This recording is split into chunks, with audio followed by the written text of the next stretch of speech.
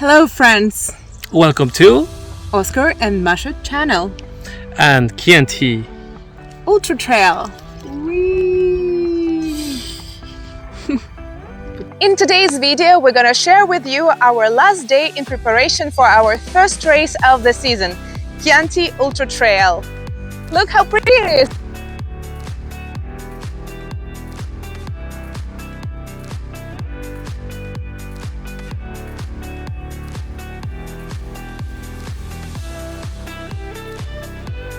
And this video will consist of three parts. The first one is going to be the preparation for this race.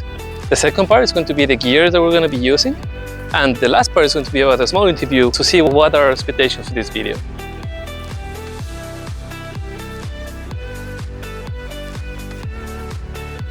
If you saw our previous video, you might probably know what for me the main race of the spring season will be a Paris Marathon. It means I will take this particular race as a preparation for the marathon. I started my preparation in January, but very conservatively because I was going out of the injury. I have the issue with my meniscus. In the beginning, I was lacking some volumes compared to what I planned for, but it's okay because I catch up in the end. And for now, the difference between planned and done, it's around 49 kilometers, which is kind of 1 week of the training, and I think it's pretty good because anyway life always stands in the way of the trainings, and I think I did a pretty good job. As the other consequences, but that's not my main race of the season, is that there is no taper. It means already in Tuesday I continued to train and only took out few days. Lots of sleep, lots of pasta, no alcohol. Let's see how it will play out. And as for me, from a preparation side, it's going to be very good because, very short, because I didn't have any. So the issue is that I had a problem with my foot. On the bottom of the foot, I have some pain on the heel.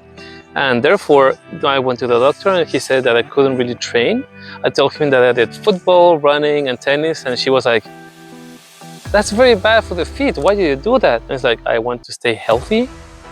And I don't know, so it went that way. How did this affect my training?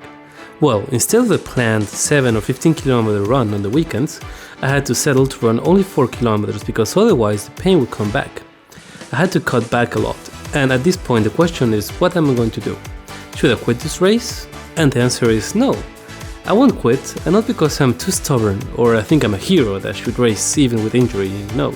The only reason is that I don't feel enough pain not to run, and I have another race in like 2 or 3 months, which should give me enough time to recover from this Chianti race. If I take the necessary rest, should be okay. And now we're gonna move on to the second part of the video then, that's going to be about the race.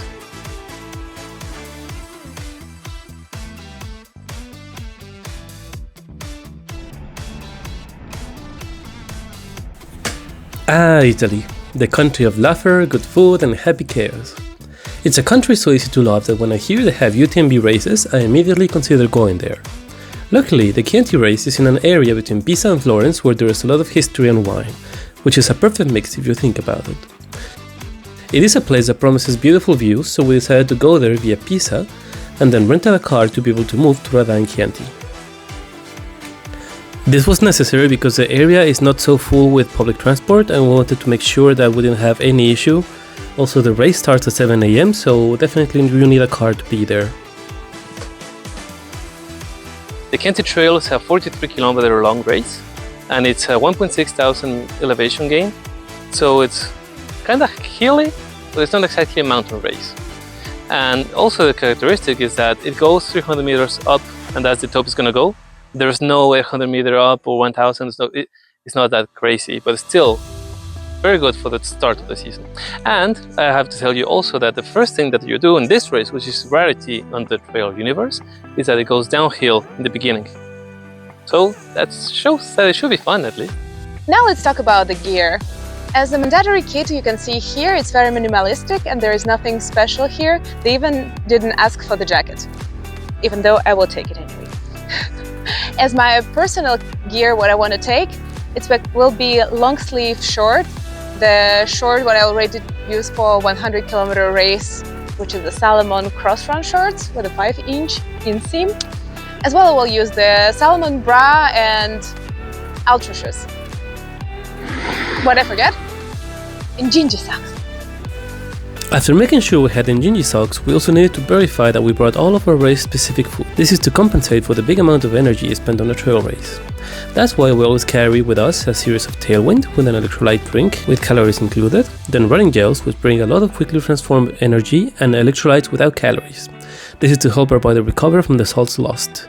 It's similar to the Tailwind but without the calories.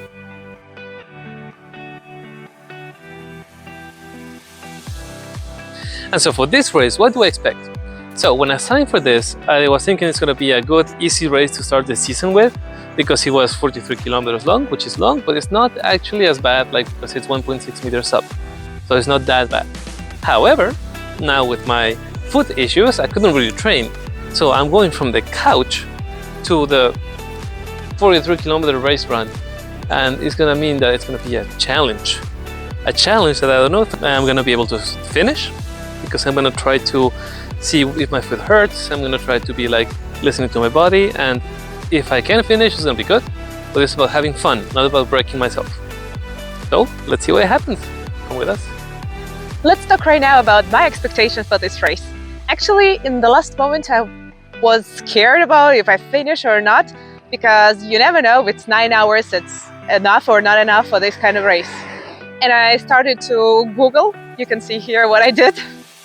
I found the guy who finished the last year, and I tried to see how well he's running in general, and I compare him to my UTMB index and his UTMB index for this race. I know, I overcomplicated things, but looks like I could finish on time, and that's my expectation. Actually, I want to do around 8 hours, and hope it will be happening like that tomorrow. But And that's all for this video. We hope that you liked it and come with us for The next video when you will see how we're done with the Chianti Ultra Trail. exactly. Hope we'll be alive. See you guys. See you. Bye. Bye. The car went by again. See you guys. Yeah, don't record on the highway. See you. Bye. Yeah, and so another car is coming. yes, another one is coming. They're all coming here. That's what she said. Sorry.